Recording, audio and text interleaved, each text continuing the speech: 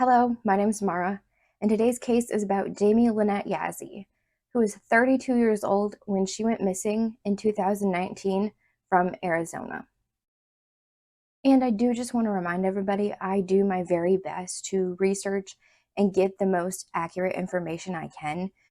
But let's go ahead and get into Jamie's story. So Jamie was born on September 13th of 1987.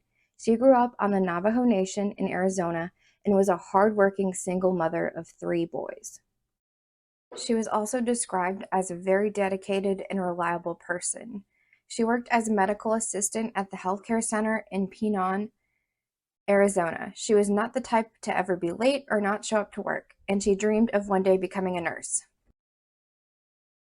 She also was extremely close to her mom, who was named Ethelene Denny, who helped her out by watching her 3 boys so Jamie could work. At this time, Jamie was dating 30-year-old Trey James, and from my understanding, Jamie lived with Trey and would either have or visit her kids throughout the week. And the kids lived then mainly full-time, I believe, with her mom. And sadly, it seems as though they did not have the best relationship. There have been many accusations of DA in the past, and I was thinking that might also be why she didn't have her kids living full time with her and Trey, just because it was not the best situation. And I'm not saying this is exactly what happened, but just something that had crossed my mind. On the evening of June 30th, 2019, Jamie's brother and his girlfriend were over at Trey and Jamie's home, and they were all drinking when Trey ends up showing off his 9mm handgun that he says he got for his birthday.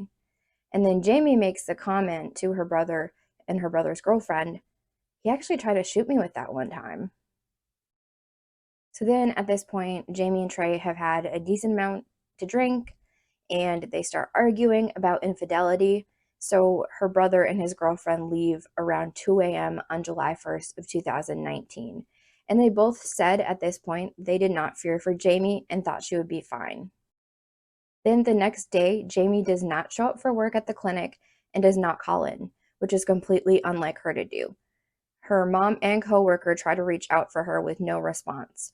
Her mom then drives to her work since she can't get a hold of Jamie, and that's when she learns that she had not shown up for work that day. And over these few days, Trey is at his aunt's home, and family said he was acting strange and had a handgun. He was also being aggressive, nervous, and paranoid. On July 5th, Jamie still has not showed up to work, and her coworker is on her way to the health center, and she spots Jamie's car less than a mile from where they work with no Jamie to be found. At this point, too, still she has not been in contact with her mom, which is very odd since she would talk to her mom and her kids often. Jamie's mom and coworker then decide to report her missing that day, both telling authorities they have not heard from her since June 30th of 2019. 12 days after Jamie's disappearance, the FBI searches the home she shared with Trey. They find what appears to be blood in their bedroom, hallway, and on the front porch. The FBI ended up sending several items for DNA, and since they didn't have Jamie's DNA on hand, they were able to use her parents' samples to create a DNA profile. It took more than 2 years, but on September 7th, 2021, the FBI was able to report that it was Jamie's blood. And for 876 days, Jamie's family did not know what happened to her. They paid for billboards, posted flyers, and became active activists for the missing and murdered Indigenous people movement. And then on November 23rd of 2021, Jamie's body was found on the Hopi Nation, just 7 miles from where she went missing in Pinon. The medical examiner determined that she sadly died of a gunshot wound to the back of her head, and they were able to identify her by dental records. Trey James is then arrested on August 4th of 2021 with 2 counts alleging he shot and killed Jamie. He was also charged with 6 other counts alleging that he committed acts of DV against 3 victims in between 2018 and 2021. On August 9th, Trey James has a detention hearing where victims of the alleged crimes gave their reasons why they believe he should be in jail until his trial. During this, they mentioned how Trey had verbally and physically threatened Jamie's mother and her 3 sons, who were at this point 16, 14, and 7.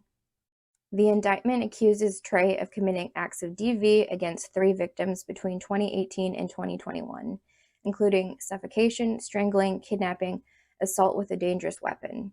One of his victims came and said he is a monster and deserves to be locked up. And during this poor woman was so emotional, and the judge had to give her time to compose herself because she was so distraught, which is so sad. But she did continue her statement, and 3 of the 4 victims requested that he be detained until trial, and the judge said that the victims made compelling arguments.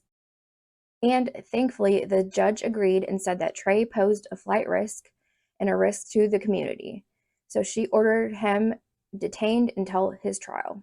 After the hearing, Jamie's family and friends held signs outside the courthouse that had names of different missing and murdered Indigenous people.